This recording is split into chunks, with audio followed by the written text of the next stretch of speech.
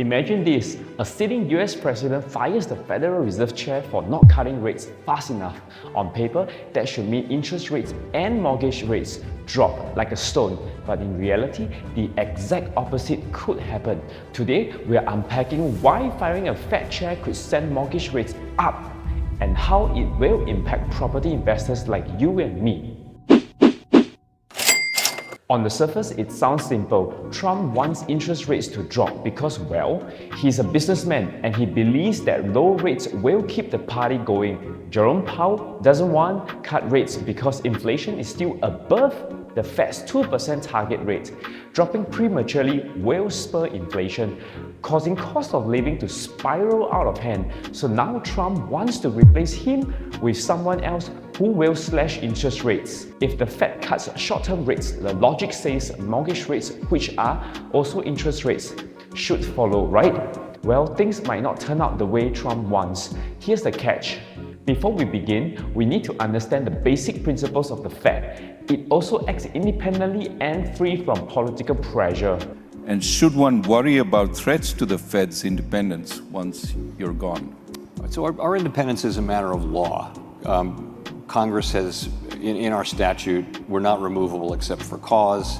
We serve very long terms, seemingly endless terms.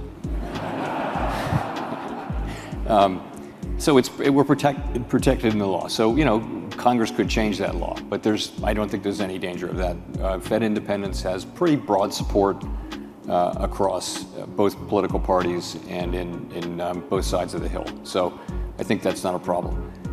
There's a Supreme Court case people will have read, probably in today's journal, at which the Supreme Court may decide whether independent agencies generally, whether their authorizing laws can contain a provision that prevents the president from firing. That independence is what gives global investors confidence that US monetary policy is based on data, not politics.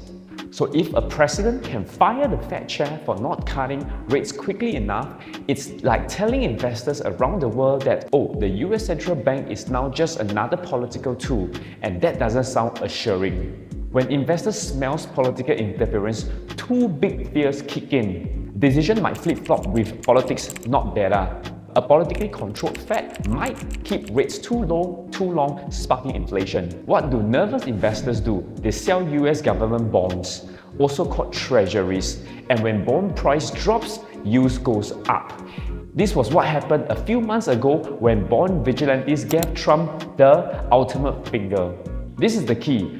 The yield on the 10-year Treasury heavily influenced US mortgage rates. Even if the Fed slashes short-term interest rates to near zero, if market expects higher inflation down the road, long-term yields like the 10-year Treasury will rise. And when yield rise, mortgage rates goes up, not down. So instead of cheaper mortgages, you get the opposite, higher mortgage rates. That means buyer can afford less house for the same payment. Demand slows, prices could stall or fall depending on supply. For sellers, this could mean longer time to market and more price competition. For buyers, it's a double-edged sword.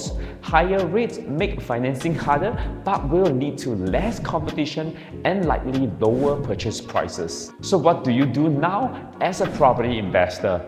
Don't get distracted by the headlines or political drama. These things happen all the time. Focus on the fundamentals, where we make money in our buy and we collect cash flow regardless of market sentiments, and eat the popcorn while enjoying the drama. We saw all-time low mortgage rates during COVID, then high mortgage rates after COVID. But what happened to the property investors who bought houses before or after COVID? Business as usual. They continued collecting rent, their house continued appreciating, and they continue to cash out, refinance their home. They are winning at the game. It is those who are waiting and still sitting at the sidelines, not taking the first step to buy an investment property, thinking, oh, I'll wait for rates to go down, or, oh, I'll wait till prices go down. If you forgot everything I said in this video, remember one thing, real estate is a long-term game. Time in the market is way more important than trying to time the market. You can check out this video where we share with you more examples of homes where we bought before, during and after COVID. If this video gives you value to stay ahead of the noise or at least a motivational push, please go ahead and subscribe to this channel to let me know. We also created an entirely free course for anyone around the world who wants to learn about US real estate investing. You can grab it from the link in the description down below or drop us a DM on our Instagram page if you have any questions. Stay informed, stay prepared, and always let the data, not the noise, drive your decision. See you in the next one.